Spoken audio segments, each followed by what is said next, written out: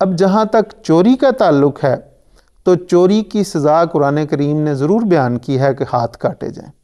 اس کے ایک تو ظاہری معنی ہے کہ ہاتھ کاٹے جائیں، ایک یہ ہے کہ ہاتھ کاٹے جائیں یعنی اس کو، جیسے میں نے عرض کی کہ قرآنی سزاؤں کا مقصد اصلاح ہے، تو ہاتھ کاٹنے سے مراد یہ ہے کہ اس کو روک دیا جائے، اس کو ایسے ماحول اس کو ایسے مہیا کیا جائے جس میں وہ چوری کرنے سے باز آ جائے۔ اور وہ ماحول کیا ہے؟ اسلام یہ کہتا ہے کہ اس کے ہر قسم کی جو بنیادی ضروریات ہیں ان کو پورا کر دو۔ جب اس کی بنیادی ضروریات تم پورا کر دو گے تو وہ ایک تو چوری کرنے سے خود بخود رک جائے گا، لیکن اگر کسی میں یہ بیماری ہے، وہ طمع ہے، لالچ ہے کہ اس کی بنیادی ضروریات پوری ہونے کے باوجود وہ کرتا ہے، تو پھر ایسے شخص کے لیے یہ سزا ظاہراً بھی اس پہ عمل کیا جائے گا۔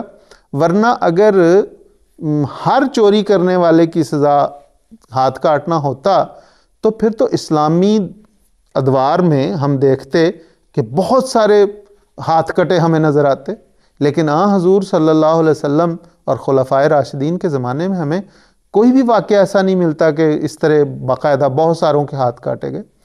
ایک تو اس وقت بنیادی ضروریات، حضرت عمر رضی اللہ تعالیٰ عنہ کے زمان حضور صلی اللہ علیہ وسلم نے فرمایا تھا کہ صدقات دے دو، کیونکہ ایک وقت ایسا آئے گا کہ صدقات دینے والا صدقات دینا چاہے گا لیکن لینے والا کوئی نہیں ہوگا۔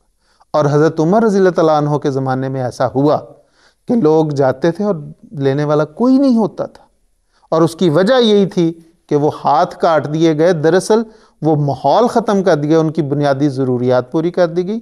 دوسری ان کی تربیت ایسی تھی کہ ان میں طمع اور لالچ ختم ہو کے قناعت پسندی آ گئی۔ تو اسلام کہتا ہے سب سے ضروری چیز کہ قناعت پسندی اگر اختیار ہو جائے، اگر لوگ قناعت پہ عمل کرنا شروع کر دیں تو طمع ختم ہو جاتی ہے، چوری چکاری ختم ہو جاتی۔ وہ جو وہ پیر فقیر کا کسی کا آتا ہے نا کہ اس نے کچھ بھی نہیں پہنی، لنگوٹی سی پہنی ہوئی تھی اور وہ اچھل کود رہا تھا کہ میری تمام تمنائیں پوری ہو گئیں۔ کسی نے پوچھا کیسے تمہاری تمنا، نہ تمہارے پاس کھانے کو کچھ ہے نہ پہننے کو؟ اس نے کہا میں نے اپنی تمنائیں ختم کر دی، خود بخود پوری ہو گئی۔ تو یہ ہے دراصل کہ اصل میں تو انسان کی طمع ختم نہیں ہوتی۔ حضرت حضور صلی اللہ علیہ وسلم نے فرمایا ہے کہ ابن آدم کو اگر سونے کی ایک وادی مل جائے تو وہ دوسری لینے کی خواہش رکھتا ہے، اور مٹی اس کا منہ بھرتی ہے۔ لیکن اسلام نے مومن سے یہ توقع کی ہے کہ وہ، اور ایسے مومن خلافت راشدہ میں بہت پیدا ہوئے جن کو بہت تھوڑا معمولی گزارا ملتا تھا اور اس پہ وہ قناعت کر کے پورا کرتے تھے۔ جی بالکل، جزاکم اللہ احسن الجزا۔